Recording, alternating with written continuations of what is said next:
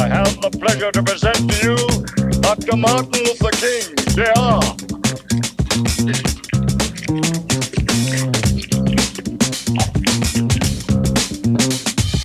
I am happy to join with you today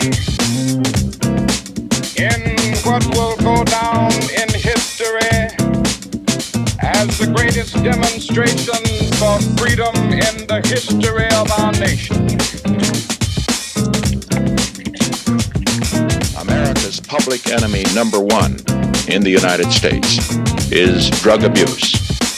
50 years ago, a great American in whose symbolic shadow we stand today signed the Emancipation Proclamation.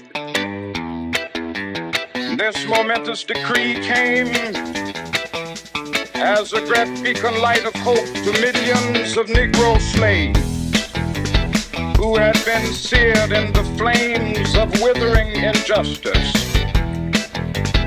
It came as a joyous daybreak to end the long night of their captivity. But 100 years later, the Negro still is not free. If we're going to have a successful offensive, we need more money. Consequently, I'm asking the Congress for $155 million in new funds, which will bring the total amount this year in the budget for drug abuse, both in enforcement and treatment, to over $350 million.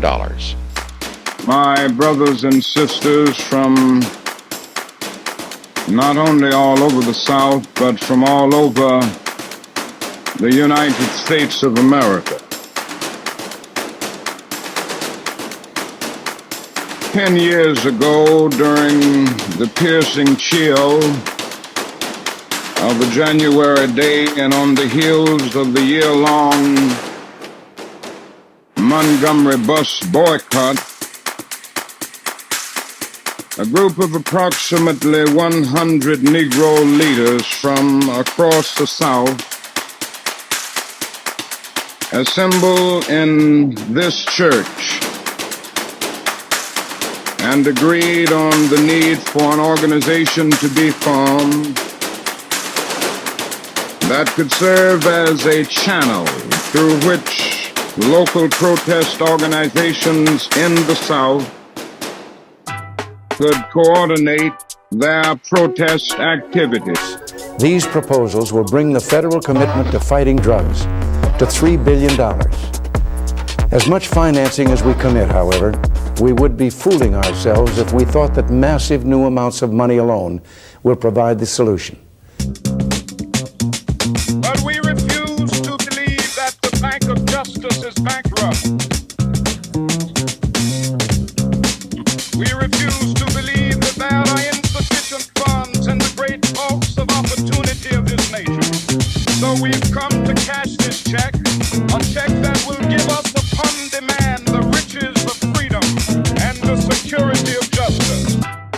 Last February, I asked for a $700 million increase in the drug budget for the coming year.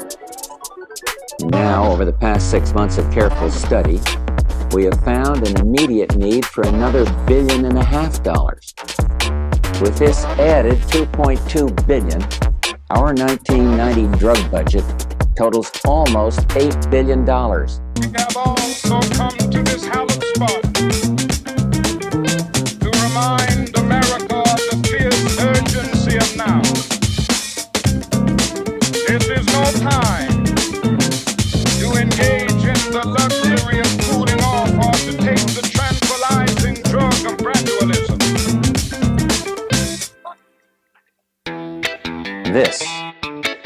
This is crack cocaine, seized a few days ago by drug enforcement agents in a park just across the street from the White House. Could easily have been heroin or PCP.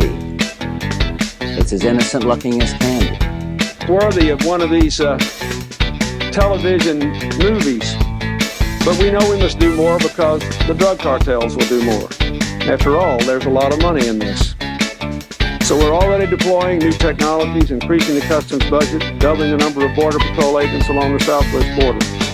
And today I'm committing another $73 million to the Defense Department's $800 million counter-narcotics budget to help support the interdiction efforts in Latin America and the Caribbean. They're not just gangs of kids anymore. They are often the kinds of kids that are called super predators. No conscience, no empathy. We can talk about why they ended up that way, but first we have to bring them to heel. Now is the time to make real the promises of democracy. Now is the time to rise from the dark and desolate valley of segregation to the sunlit path of racial justice. Now is the time to lift our nation from the quicksands of racial injustice to the solid rock of brotherhood. Now is the time to make justice a reality for all of God's children. It would be fatal for the nation to overlook the urgency of the moment. This sweltering summit of the Negro's legitimate discontent will not pass until that is an invigorating autumn of freedom and equality. 1963 is not an end, but a beginning. Crucifixions have to have witnesses. Martin Luther King,